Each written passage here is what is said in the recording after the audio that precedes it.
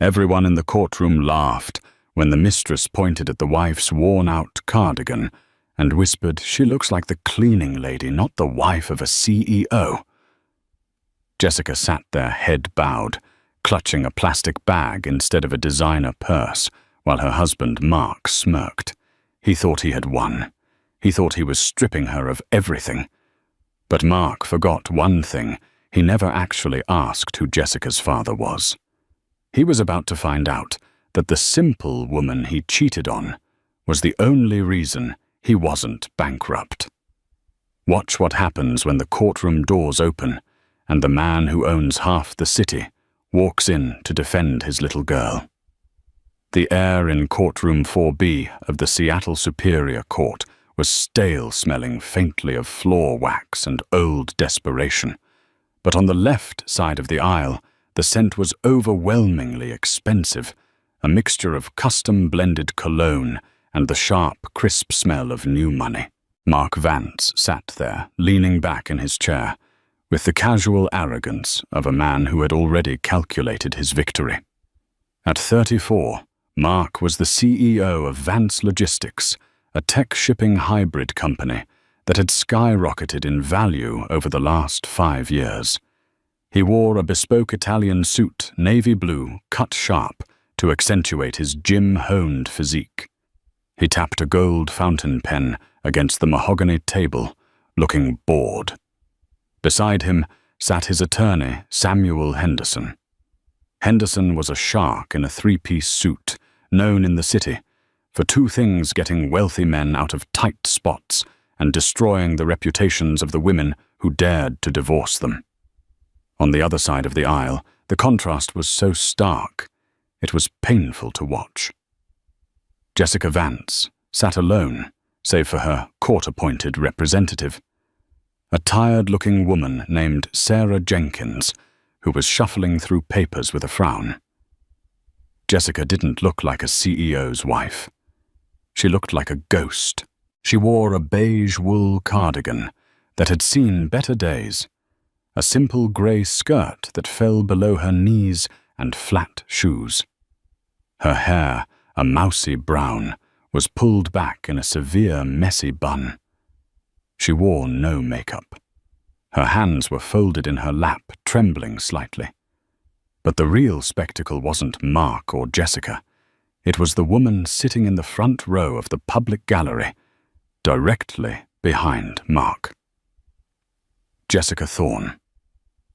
Jessica was the reason for the proceedings, though Mark's lawyer would argue irreconcilable differences.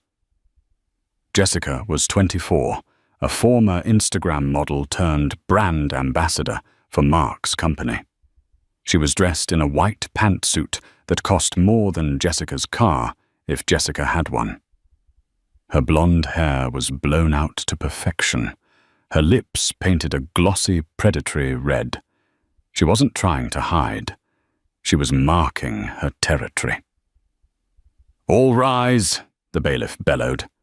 Judge Harriet Miller swept into the room. She was a stern woman with steel-grey hair and a reputation for zero tolerance for theatrics. She sat down, adjusted her glasses, and looked at the docket. Case number 420, Vance v. Vance. Judge Miller read, "We are here to settle the division of assets and spousal support. Mr. Henderson, you may begin." Henderson stood up, buttoning his jacket. He gave Jessica a pitying look before addressing the judge. "Your Honor," Henderson began, his voice smooth as oil, "we intend to show that Mrs. Vance is not entitled to the 50% share of Vance Logistics she is requesting. In fact, we argue that she is entitled to very little." "On what grounds?"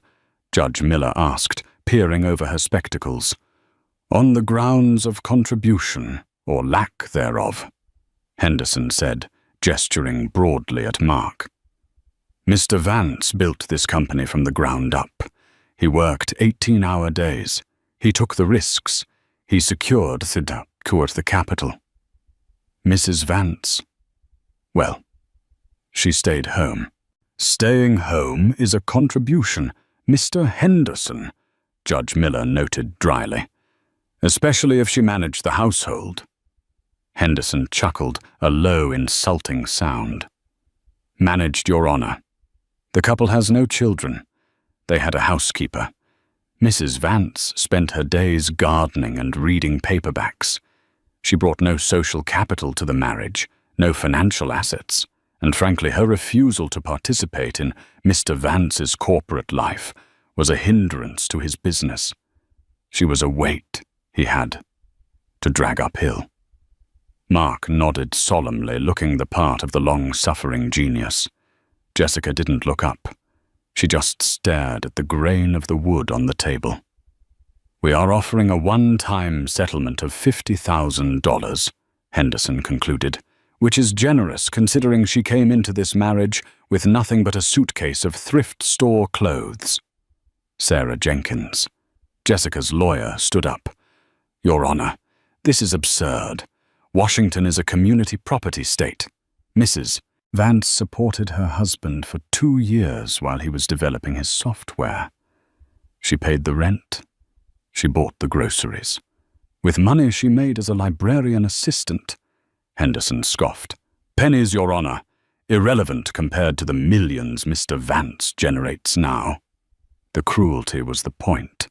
They wanted to crush her spirit so she would sign the paper and vanish. The proceedings dragged on for an hour. Mark's team presented charts and graphs showing the company's growth, conveniently omitting the seed funding that had mysteriously appeared in the early days. They painted Jessica as a depressive antisocial recluse who embarrassed Mark at company galas. During a short recess, the judge retreated to her chambers. The lawyers stepped out into the hallway to confer, leaving Mark, Jessica in the courtroom, with the bailiff who was scrolling on his phone near the door. This was the moment Jessica had been waiting for. She stood up and walked past the wooden railing approaching the defense table, where Jessica sat alone. Mark didn't stop her. He watched with an amused glint in his eyes. You know, Jessica said, her voice loud enough to echo in the quiet room. You really should just take the 50 grand, Ellie. Jessica slowly raised her head. Her eyes were red-rimmed. Please leave me alone, Jessica. Jessica laughed. She leaned against the table, flashing a massive diamond ring, a ring Mark had bought her 3 months ago, technically with marital funds. Look at you. Jessica sneered, gesturing up and down at Jessica's beige cardigan. You're pathetic. Mark tells me you buy your clothes at Walmart. Is that true, God? It smells like mothballs over here. I live simply, Jessica said softly. There is no shame in that. There is when your husband is a multi-millionaire, Jessica shot back. You embarrassed him, Ellie. Every time he took you to a dinner, people thought you were the help. You don't know how to dress. You don't know how to talk to important people. And you certainly don't know how to keep a man happy. Jessica leaned in closer, her perfume cloying and sweet. I'm doing you a favor. Take the money. Go move back to wherever you came from. Kansas, Idaho. Go buy a trailer and some cats, because you don't belong in our world. You're a mouse in a room full of lions. Mark chuckled from his seat. She's right, Elle. Don't drag this out. You can't afford a real lawyer. Jenkins is barely awake over there. Just sign the deal and I won't sue you for legal fees. Jessica looked at her husband. For the first time all day, a spark of something other than sadness appeared in her eyes.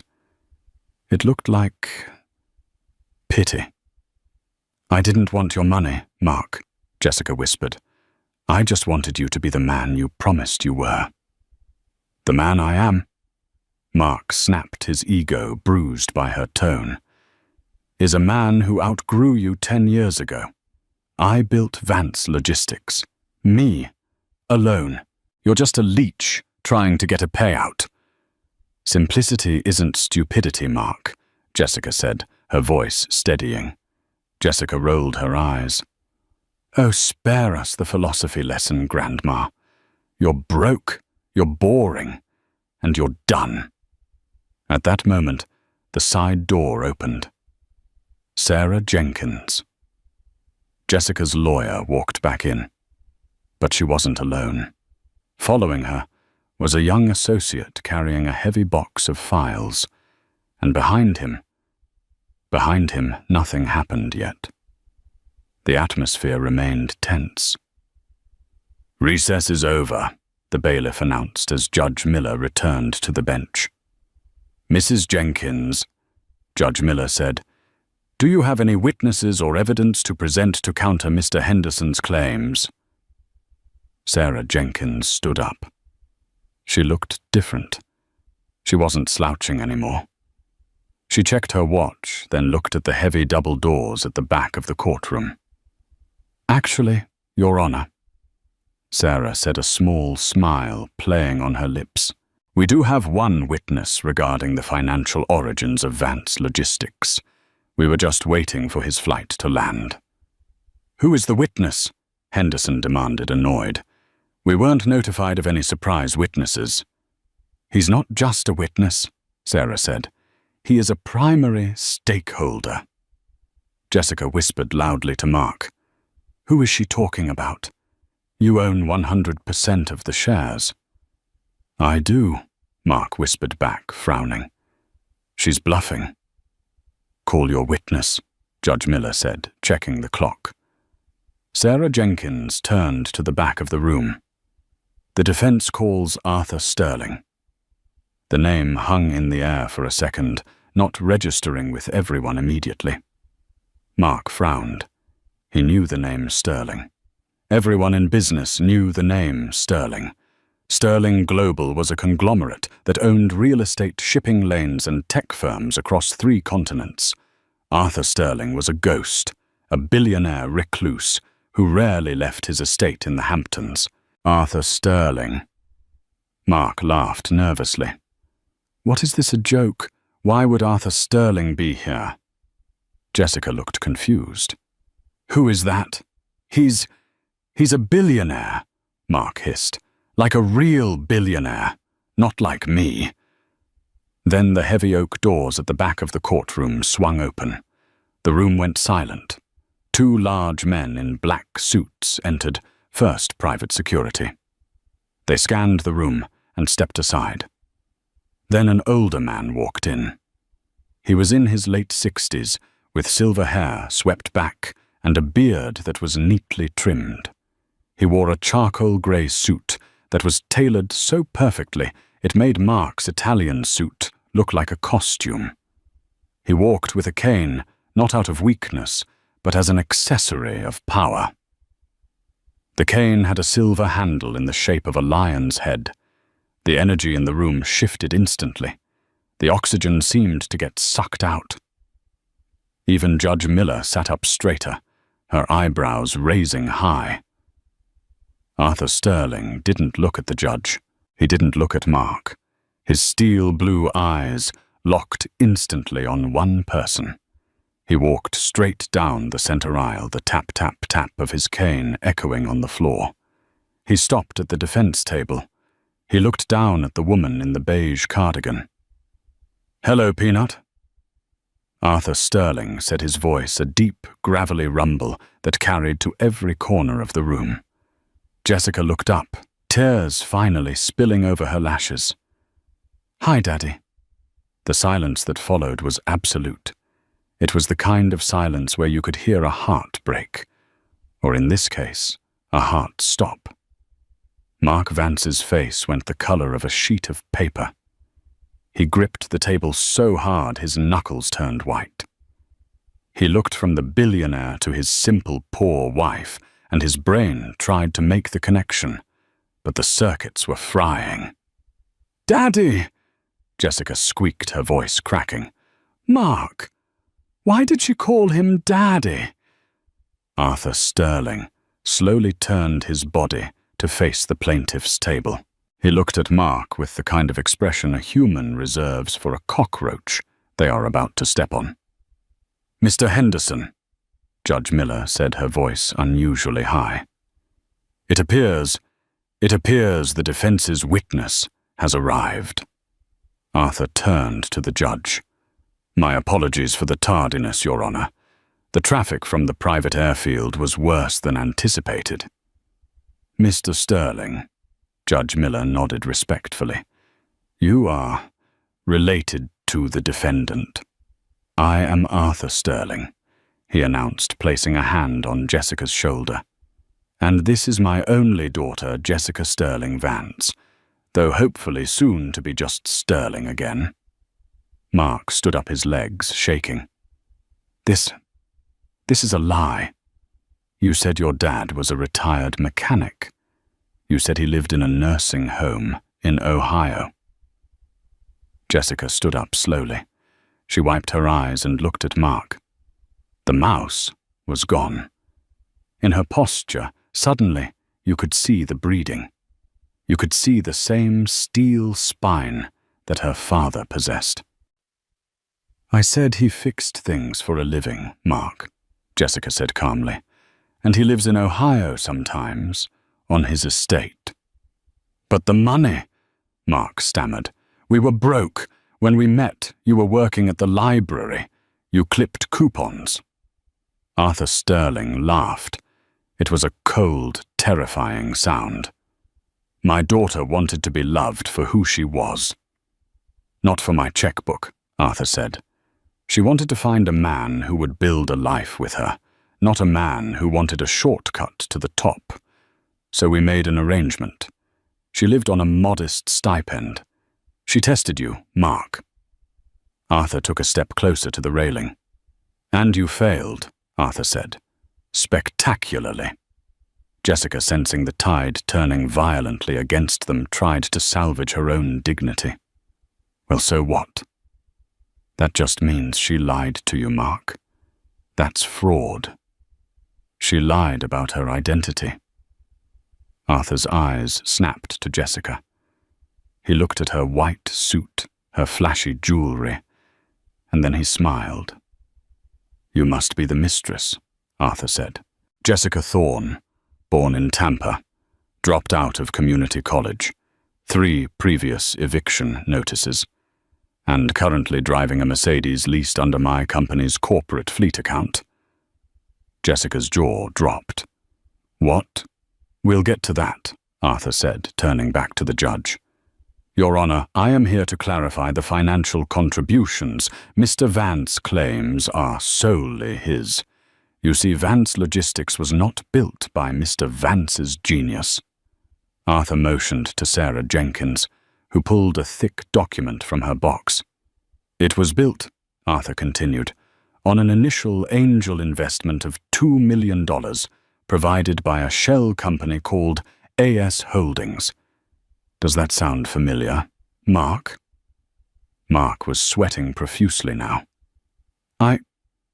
I got that grant. It was an anonymous angel investor." "It was me," Arthur said. "Jessica asked me to help you. She believed in you, so I funded your little startup. But if you read the fine print of that investment contract, the one you signed without reading, because you were too busy buying a Porsche, you would see Clause 14B. Mr. Henderson, Mark's lawyer, was frantically flipping through his own files. He stopped. He paled. He looked at Mark with horror. "What?" Mark asked. "What is Clause 14B? "The morality and loyalty clause," Arthur said softly. "It states that the primary investor retains the right to revoke all funding and call in all debts immediately if the principal officer engages in conduct detrimental to the sanctity of the partnership or the marriage of the principal beneficiary." Arthur smiled. "The principal beneficiary is Jessica. I own your company, Mark, and since you decided to humiliate my daughter and insult her simplicity," Arthur checked his platinum watch, "I decided to call in the debt, about 10 minutes ago." The silence in the courtroom was shattered by the frantic flipping of pages. Samuel Henderson, Mark's high-priced shark of a lawyer was reading the document Arthur Sterling had placed on the table. Henderson's face, usually flushed with the confidence of a man who charges $800 an hour, was now draining of color. This is ironclad," Henderson muttered, his voice trembling slightly. He looked up at Mark, his eyes wide with professional panic. "Mark, did you sign the Series A funding agreement, dated November 12th, 2019? "I don't know." "Maybe," Mark shouted, slamming his hand on the table. "I signed 100 papers that year." "What does it matter? It's my company.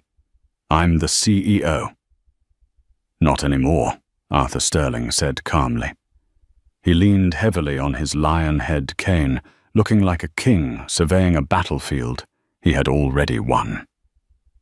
"Under the terms of the agreement upon breach of the morality clause, all intellectual property, physical assets and liquid capital revert to the primary investor to satisfy the debt. The debt is $12 million, Mark." "Do you have $12 million? Mark stammered. My net worth is $20 million. The stock prices are speculative," Arthur corrected him, his voice dropping to a chill whisper. "I'm talking about liquid cash, but here is the problem, Mark. I just got off the phone with the board of directors. They've been informed of your breach of contract. They held an emergency vote 10 minutes ago." Mark's phone buzzed. Then it buzzed again. Then it began to vibrate incessantly against the mahogany table like a dying insect. Mark grabbed the phone. His eyes bulged. "Notifications," Mark whispered. "My access. It's being revoked. My corporate email. My bank accounts." He looked up at the judge, wild-eyed. "Your Honor, they are hacking me." "This is illegal." "It's not hacking. It's repossession," Arthur said. "You treated my daughter like an accessory you could discard because she didn't fit your new brand. You thought her simplicity was a flaw. You didn't realize that her simplicity was the only thing keeping you grounded. Without her, you're just a greedy boy in a suit he can't afford." Judge Miller, who had been watching the exchange with a mixture of shock and professional curiosity, cleared her throat. "Mr. Henderson is your client capable of paying the debt demanded by the witness." Henderson stood up slowly. He began packing his briefcase. "Mr. Henderson," the judge asked. "Your Honor," Henderson said, avoiding Mark's gaze. "My retainer agreement with Mr. Vance stipulates that if his assets are frozen or seized, representation is suspended immediately until a new payment method is secured." Mark turned to his lawyer, betrayed. "Sam, what are you doing? You can't leave me." "You're broke, Mark," Henderson said coldly, snapping his briefcase shut. "And you're up against Arthur Sterling. I'm not going to get disbarred fighting a losing battle against Sterling Global for a client who can't pay my bill. You're on your own." Henderson walked out. He didn't even look back. Jessica watched this unfold with a strange sense of detachment. For years, Mark had told her she was useless, that she didn't understand business. And yet here he was, the genius CEO, being dismantled in under 5 minutes because he never bothered to read the fine print. "Mark," Jessica said softly, her voice cut through the noise of Mark's panic. Mark looked at her, sweating. "Ellie, please, tell your dad to stop. We can work this out. I still love you." A collective gasp went through the gallery. Even the bailiff rolled his eyes. "You don't love me," Jessica said, her voice gaining strength. "You loved the idea of being superior to me. You loved having someone at home to cook your meals and clean your clothes while you went out and played the big shot with Jessica. You insulted my clothes. My simple life. That simple life is what saved your money so you could start the business in the first place. She took a breath. I cooked rice and beans so you could buy servers. I shopped at thrift stores so you could pay for patent filings, and you thanked me by bringing her here to laugh at me. Jessica pointed a shaking finger at Jessica. Jessica Thorne had been shrinking into her seat, hoping to become invisible. When Jessica pointed at her, she flinched. "Don't bring me into this," Jessica shrieked. "I didn't know Mark told me he was sole owner. He told me you were just a leech." Arthur Sterling turned his gaze toward Jessica. If his look at Mark was cold, his look at Jessica was freezing. "Miss Thorne," Arthur said pleasantly, "do you remember that comment you made earlier about my daughter looking like a cleaning lady?" Jessica swallowed hard. I was just upset. Emotions were high. "You said she belonged in a trailer park," Arthur continued. "You mocked her lack of designer clothes. It's ironic, really." Arthur pulled a single sheet of paper from his suit pocket.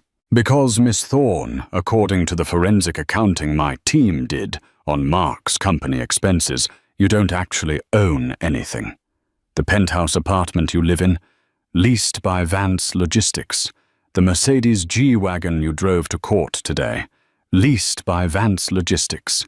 Even that Cartier bracelet on your wrist." Arthur raised an eyebrow.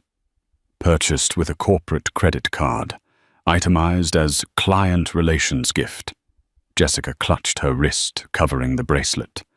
"Since Vance Logistics has defaulted on its debt to AS Holdings," Arthur said, "I am now the acting owner of all company assets, and I have a policy against waste." Arthur nodded to the back of the room. One of the large security guards stepped forward.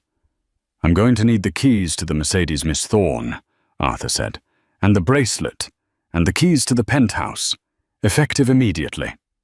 "You can't do that," Jessica screamed, standing up. "I live there, that's my home." "It's corporate housing," Arthur corrected, "and you are not an employee. In fact, looking at the records, you've never done a day's work for the company. You're just an unauthorized expense, and I am cutting costs." Jessica looked at Mark, desperate for him to intervene. "Mark, do something. He's trying to take my car."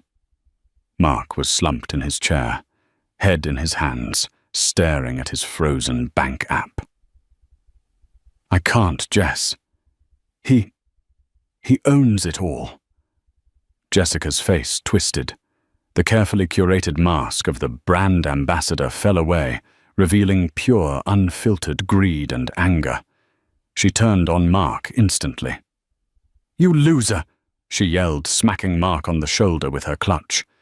"You told me you were worth 50 million. You told me she was the dead weight. You're a fraud."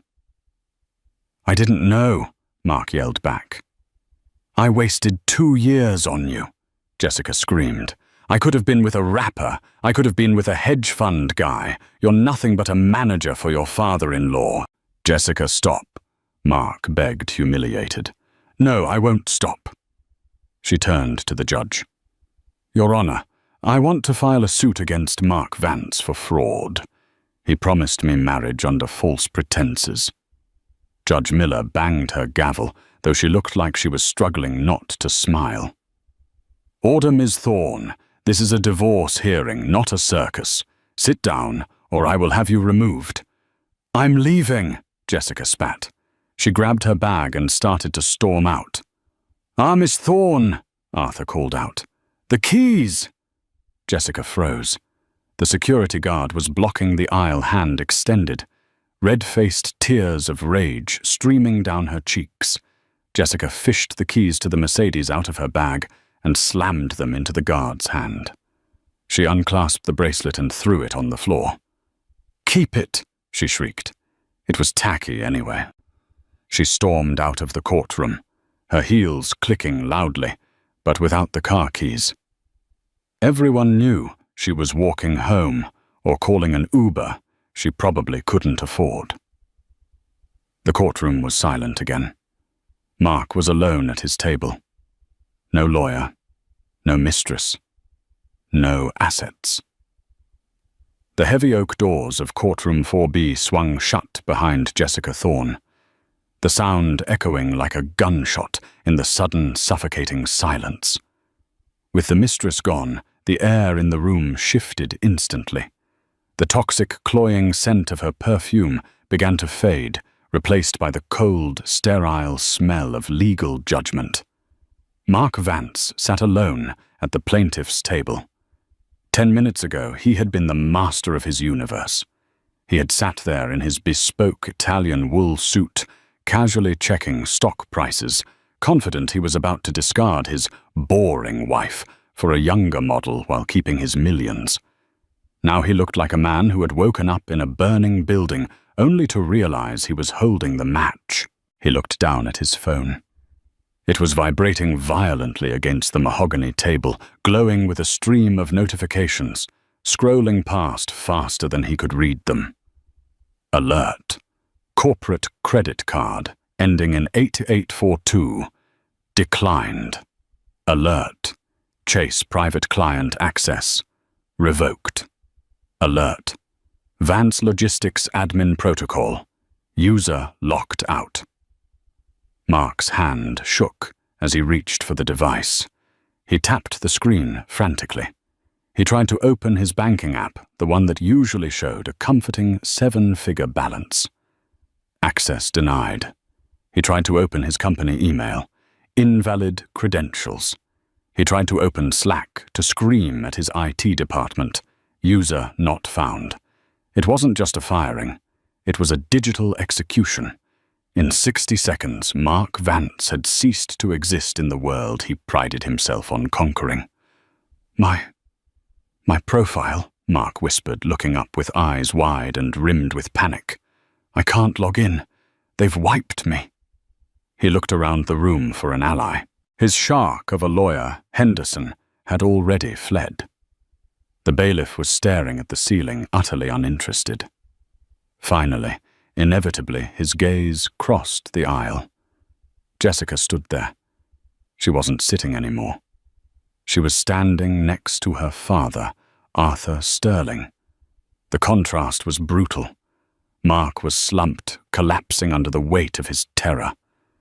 Jessica stood with her spine straight, her chin lifted. The beige cardigan that Jessica had mocked no longer looked frumpy. Now it looked like armor.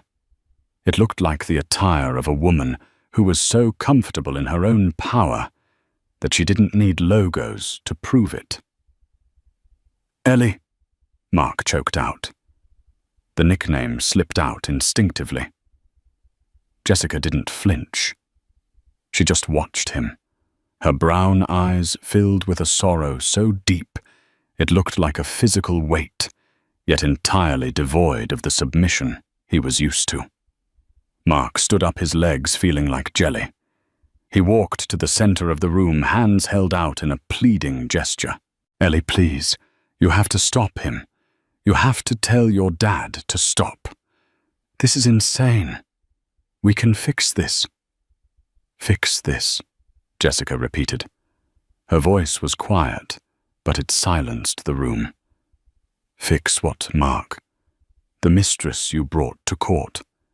The insults, or the fact that you tried to leave me with nothing but 5 years of wasted memories. I was angry, Mark stammered, sweat dripping down his nose. I was under pressure, the board, the market. You don't know what it's like at the top. Jessica was just a distraction. She meant nothing. She meant nothing, Jessica echoed, and I suppose I meant nothing too. Mark summoned every ounce of the boyish charm that had made him a CEO. He tried to smile, that crooked, winning smile that used to make Jessica melt. You mean everything? Mark lied, his voice dropping to a husky whisper. Remember the studio apartment on 4th Street?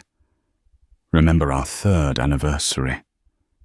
We were so broke, we ate that terrible cardboard pizza on the floor.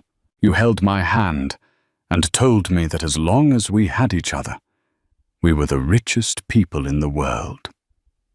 I remember, Jessica said softly. We can get that back. Mark pressed, sensing an opening. I'll fire Jessica. I'll delete her number. It's just us, Ellie, the dream team. Just tell your dad to unlock the accounts. We can go home, order a pizza, and talk about this. Please. For a second, Mark looked hopeful. He thought he had done it. He thought he had manipulated the simple wife one last time. Then Jessica took a step forward. The dream team, she said, testing the words like they tasted sour. That's funny, Mark. Because for the last 3 years, every interview you gave, every speech you made, you never mentioned a team. You mentioned you. Mark's smile faltered. You erased me, Jessica said, her voice rising. You told the world I was a burden. You told your friends I was lazy. You told Jessica I was just a mouse in a room full of lions. She pointed a finger at him, her hand shaking with rage. Who stayed up until 4:00 a.m., coding the dispatch algorithm when the servers crashed in 2021. You didn't know the code, Mark. I did. Who fired the corrupt shipping manager who was stealing from us. You were too scared to do it. I did. And who sat in that apartment eating rice and beans, wearing clothes from Goodwill, and saving every single penny so you could buy your first suit? Jessica Aitono. I did, she shouted. I built the foundation you stood on. You stood on my shoulders and told the world you were flying. Mark recoiled. He had no defense. The narrative he had built that he was the genius and she was the anchor was crumbling. Arthur Sterling stepped forward. The sound of his cane tapping against the floor was rhythmic, heavy, and final. You have a selective memory, Mark, Arthur rumbled. You remember the pizza, but do you remember the Series A funding meeting? You came to my office shaking. You needed $2 million. Jessica begged me to take the meeting. She vouched for your integrity. Arthur laughed, a cold, dry sound. I didn't invest in your business plan, Mark. I invested in my daughter's judgment, and that is why I included Clause 14b. Arthur motioned to Sarah Jenkins, who handed him a thick black file. He dropped it onto the table with a heavy thud. Forensic accounting, Arthur said. My team has been inside your servers for 45 minutes. Do you know what we found? Mark was hyperventilating. It's standard corporate spending. Is a $70,000 lease on a penthouse for Miss Thorne standard? Arthur asked, flipping the file open. Is a diamond bracelet listed as office supplies standard? How about the first-class trips to Cabo San Lucas billed as logistics scouting? Arthur leaned in his face, inches from Mark's. That isn't mismanagement, Mark. That is embezzlement. That is wire fraud. And since I am the majority shareholder, you were stealing from me. Mark gripped the table. The room spun. Prison. He wasn't just losing his job. He was looking at steel bars. I can pay it back, Mark whispered, tears flowing freely. I'll work. I'll do anything. You can't pay it back, Arthur stated flatly. Because you have nothing. You are currently negative $12 million in debt to Sterling Global. Mark looked at Jessica, sobbing. Ellie, help me. Please, I don't want to go to jail. Jessica looked at the man she had once adored. She saw the tears, the terror. 10 years ago, she would have rushed to fix it. But this wasn't her husband. This was a stranger who had worn her husband's face to steal her father's money. Daddy, Jessica said softly, let him go. Mark's head snapped up. What? I don't want him in prison. Jessica said, her voice tired. "I don't want to testify. I don't want to see his face in the news. I just want him gone." Arthur nodded slowly. He reached into his jacket pocket and pulled out a single white envelope and a pen. "Here is the deal," Arthur said. "Option A. I hand this file to the district attorney. You will be arrested before you leave the building and likely serve 5 years. Mark shuddered. Option B. You sign the divorce papers right now, uncontested. You admit to adultery. You resign as CEO. And you disappear. "I'll sign," Mark said, instantly grabbing the pen. "I'll sign it all." "Wait," Arthur said. "You must accept a severance package." Mark paused. Severance. Maybe there was $1 million in go-away money. Maybe he could still survive this. "How much?" "Open the envelope." Mark tore it open. He pulled out a cashier's check. He stared at the number, blinking. $10,000. Mark looked up, pale.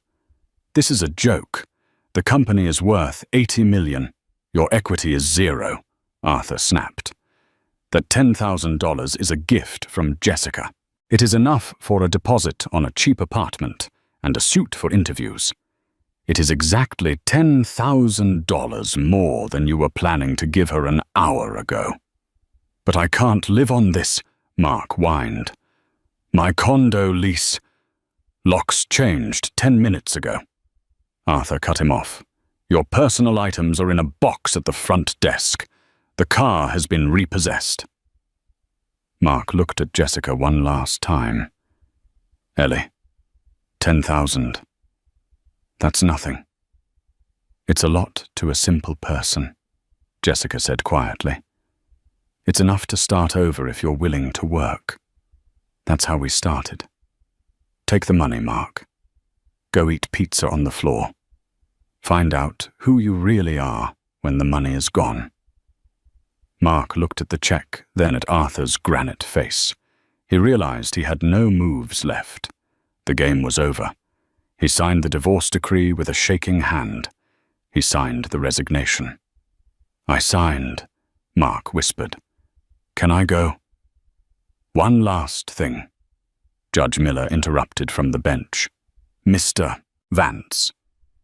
I am granting the divorce immediately, but hear me clearly.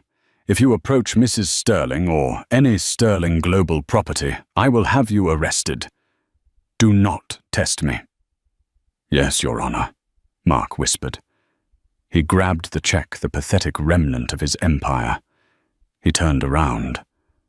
The walk to the door felt like muzzles. He passed the empty seats where his sycophants used to sit. He passed the spot where Jessica had thrown her bracelet. He felt the eyes of everyone in the room boring into him, not with envy but with pity. He pushed open the heavy doors and stepped into the hallway. The air was stale. He was alone. No entourage, no lawyer, no wife, no mistress. Mark Vance looked at the check in his hand. One last time. $10,000. The price of his soul. He buttoned his jacket, trying to cling to some shred of dignity, and walked toward the elevator, a beggar in a $3,000 suit. The heavy thud of the courtroom doors closing behind Mark Vance felt like the period at the end of a long, painful sentence. For a moment, no one moved. The air in courtroom 4B, which had been thick with tension and the scent of cheap cologne and expensive perfume, suddenly felt breathable again. Judge Harriet Miller slowly removed her reading glasses, folding them with a deliberate click. She looked down from the bench, her stern expression softening for the first time that morning. She looked at the woman in the beige cardigan, who was still standing tall next to her billionaire father. "Mrs. Sterling," Judge Miller said, making a point to correct the name on the record herself. "In 20 years on this bench, I have presided over thousands of divorces. I have seen screaming matches, thrown shoes, and endless greed, but I have never seen a display of dignity quite like that. The judge leaned forward slightly. You are free to go, ma'am, and good luck. Thank you, Your Honor, Jessica said, her voice clear and steady. Sarah Jenkins, the court-appointed lawyer who had started the day looking exhausted and defeated, was now beaming as she packed her files. She looked 10 years younger. She snapped her briefcase shut with a newfound energy. Mr. Sterling, Sarah said, extending a hand to Arthur. It was a terrifying pleasure watching you work. And Jessica, I'm sorry I doubted the strategy. I thought we were walking into a slaughter. We were. Jessica smiled, smoothing the fabric of her wool sleeve. Just not ours. You did your job, Sarah, Arthur said, shaking her hand firmly. Expect a bonus in your firm's account by the end of the business day. I appreciate loyalty. As the legal team dispersed, Arthur Sterling turned to his daughter. He leaned heavily on his lion head cane, studying her face. Well, Peanut, he grumbled affectionately. It's done. The trash has been taken out. The parasites are gone. Now we have the headache of the cleanup. Arthur sighed, looking at his watch. I'll have my team draft the liquidation papers this afternoon. The brand is toxic now. Mark's name is plastered all over it. We can probably sell the assets for parts, trucks, warehouses, the server farms. We might recoup 60 cents on the dollar if we move fast. Jessica walked over to the large window that looked out over the grey, rain-slicked Seattle skyline. She stared at the city for a long moment. Don't sell it, Daddy, she said softly. Arthur raised a silver eyebrow. Oh, why not? It's a sinking ship, Elle. Mark didn't just run it into an iceberg. He set the iceberg on fire. The name is toxic, Jessica admitted, turning back to face him. But the infrastructure isn't. The bones are good. And more importantly, the people are good. She walked back toward him, her eyes flashing with a sudden intensity. Mark thought Vance Logistics was about the software and the branding. He thought it was about his face on the magazine covers. But it was always about the people in the warehouse. There are 200 employees in that building, Dad. I know their names. I know that Mrs. Higgins in dispatch just had a grandbaby she's trying to support. I know that Dave in shipping is working double shifts to pay off his student loans. If we liquidate, they lose everything. Arthur stared at her. He saw the fire in her eyes, the same fire that had built his own empire 40 years ago. Mark didn't care about them, Jessica said. But I do. I built the back-end systems. I know where every dollar goes. I don't need an MBA or a fancy suit to know how to run that company. I just need the chance to do it right. And who is going to run this new company? Arthur asked, a slow smile spreading across his face. I am, Jessica said. I'm going to rebrand it. I'm going to strip his name off the building by tomorrow morning. And I'm going to run it with the one thing Mark never understood. Which is simplicity, Jessica said. Honest work, honest pay, no drama. Arthur chuckled, a sound of pure pride. Very well. Sterling Logistics has a nice ring to it. The keys are yours. CEO Sterling. 24 hours later. The rain was pouring down on the industrial park the next morning, but the atmosphere inside the headquarters of what was formerly Vance Logistics was electric. A team of contractors was already outside, drilling into the brick facade. With a loud screech of metal, the giant illuminated V came crashing down onto the pavement, followed by the rest of Mark's name. It was tossed into a dumpster, shattered. Inside, the entire staff had been gathered in the main warehouse floor. They were terrified. Rumors had been flying all night. Mark was fired. The company was bankrupt. Everyone was losing their jobs. Then Jessica walked in. She wasn't wearing a designer power suit. She wasn't wearing the beige cardigan either. She was wearing a crisp white shirt, black slacks, and sensible work boots. She walked up to the microphone, standing on a shipping pallet so she could be seen. "Good morning," she said. Her voice echoed through the silent warehouse. "My name is Jessica Sterling. Most of you know me as the woman who used to bring cookies to the break room. Some of you know me as the person who fixed the server crashes." She paused, looking at the sea of anxious faces. "You've heard rumors. They are true. Mark Vance is no longer with the company. The company as you knew it is gone." A collective gasp went through the crowd. People began to whisper, panic setting in.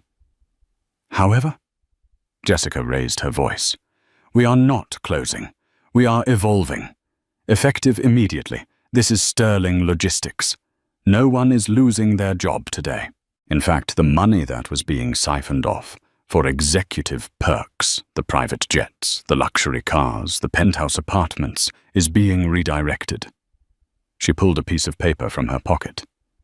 "Starting today, every hourly employee is receiving a 15% raise. And we are implementing a full profit-sharing pension plan." The silence held for 1 second, and then the warehouse erupted. Cheers, applause, and tears of relief filled the cavernous space. Jessica didn't smile triumphantly. She just nodded, rolled up her sleeves, and stepped down from the pallet. "Now," she said to the nearest shift manager, "let's get those trucks moving. We have customers waiting." 6 months later. The winter in Seattle was brutal that year. The wind cut through layers of clothing like a knife, and the rain was relentless. In a cramped basement-level studio apartment in the south end of the city, Mark Vance sat on a futon that smelled faintly of mildew and cat urine, though he didn't own a cat. The apartment was smaller than the walk-in closet in his old penthouse. He wasn't a CEO anymore. He wasn't even a manager. After the news of the Sterling courtroom massacre hit the business blogs, Mark became radioactive. Headhunters hung up on him. Old friends blocked his number. The $10,000 Arthur had given him had vanished in 2 months, eaten up by first and last rent debt collectors and legal fees for the audit. He tried to fight and lost. Now Mark worked the graveyard shift at a fulfillment center for a rival shipping company, a massive, soulless corporation that treated humans like robots. He spent 10 hours a night lifting 50-pound crates of frozen fish. His back screamed in agony every time he moved. His hands, once manicured and soft, were blistered and cracked. He sat hunched over a laptop he had bought at a pawn shop, eating a cup of instant noodles for dinner. A news alert popped up in the corner of his screen. Business Insider. Jessica Sterling named Entrepreneur of the Year. How she turned a failing logistics firm into a gold mine. Mark's hand shook as he clicked the link. There she was, Jessica. She looked breathtaking. She was standing in the warehouse, surrounded by smiling employees. She wore a sharp emerald green blazer, simple, elegant, professional. She looked radiant. She looked powerful. She looked happy. The article detailed how she had saved the company, increased efficiency by 200%, and created a workplace culture that was the envy of the industry. It mentioned her philosophy. Success isn't about complexity or flash. It's about simplicity and integrity. Mark closed the laptop. He stared at his reflection in the dark screen. Hollow eyes, grey skin. A man who had traded a diamond for a handful of dust. He looked around his tiny, cold room. He had wanted to be a king. Now he was just a ghost. Across town, the karma was hitting Jessica Thorne just as hard, but in a different way. It was Friday night. Jessica stood outside the Velvet Rope, the city's most exclusive nightclub. She was dressed in a knockoff designer dress she had bought online, shivering in the freezing drizzle. She was trying to talk her way past the Velvet Rope, flashing a smile that was becoming increasingly desperate. "Do you know who I am?" Jessica demanded, tossing her wet blonde hair. "I used to be on the VIP list. I know the promoter, the bouncer." A mountain of a man with a clipboard looked down at her. He didn't blink. "I know exactly who you are," he said flatly. "You're the girl from the Vance trial. The Mercedes girl." Jessica flinched. The nickname had stuck like tar. The video of her handing over the keys to the security guard had gone viral. Memes of her face twisted in anger were still circulating on TikTok. She wasn't an influencer anymore. She was a punchline. "That was a misunderstanding." Jessica pleaded, her mascara starting to run. "Look, just let me in. My friends are inside. I can pay the cover." "Your friends aren't here," the bouncer said, crossing his arms. "And your money is no good here. Mr. Sterling owns this building too, and the owner's instructions are very specific." He leaned down, his voice low and humiliating. "No trash allowed." He unhooked the rope, but not for her. He ushered in a group of laughing, well-dressed women standing behind her. Jessica stood there in the rain, the bass of the music thumping through the walls, realizing that the high society she had tried so desperately to sleep her way into had slammed its doors in her face forever. She turned and walked away, her high heels clicking unevenly on the wet pavement alone. High above the city in the corner office of Sterling Logistics, the view was breathtaking. The Space Needle pierced the clouds, glowing gold against the night sky. The office didn't look like Mark's old office. The expensive, uncomfortable modern art was gone. The wet bar was gone. In its place were whiteboards covered in diagrams, photos of staff events, and a simple, sturdy oak desk. Jessica sat at the desk, reviewing the quarterly projections. The numbers were staggering. They were up 40% over Mark's best year. Her phone buzzed on the desk. It was a text from her father. "Dad, dinner at the house on Sunday. I'm making the roast. Also, the stock price just jumped another 12%. Proud of you, Peanut." Jessica smiled, typing back a quick, "Yes." She put the phone down and looked at the only personal item on her desk. It wasn't a trophy. It wasn't an award. It was a framed photograph of her and Mark, taken 10 years ago, eating pizza on the floor of their first apartment. For a long time, she had kept it face down. But today, she stood it up. She didn't look at it with anger anymore. She looked at it as a reminder of where she came from, a reminder that money doesn't make the man character does. Mark had forgotten the lesson of that simple pizza, and it cost him everything. Jessica had remembered, and it gave her the world. She picked up her pen, a simple, reliable ballpoint, and turned back to her paperwork. The warehouse below was humming with life, a symphony of industry and honest work. Jessica Sterling took a deep breath, feeling the peace of a life well earned. She had an empire to run, and she was going to do it. Simply. And that is the brutal, beautiful truth about karma. Mark and Jessica thought they could win by playing dirty, by judging Jessica based on her cardigan and her quiet nature. They mistook simplicity for stupidity. But they forgot that the tallest trees have the deepest roots. While they were busy showing off, Jessica was busy holding everything together. It's a lesson for all of us. Never let someone else's arrogance make you doubt your own worth. And never ever assume that the person sitting quietly in the corner doesn't hold the keys to the kingdom. So I have to ask you guys, do you think the punishment fit the crime? Did Mark deserve to lose absolutely everything, or was the humiliation enough? And what about Jessica? Let me know your thoughts in the comments below. I read every single one. If you liked this story of justice served ice cold, please hit that like button and subscribe to the channel. We drop new stories every week, and trust me, the next one is even crazier. Thanks for watching, and see you in the next video.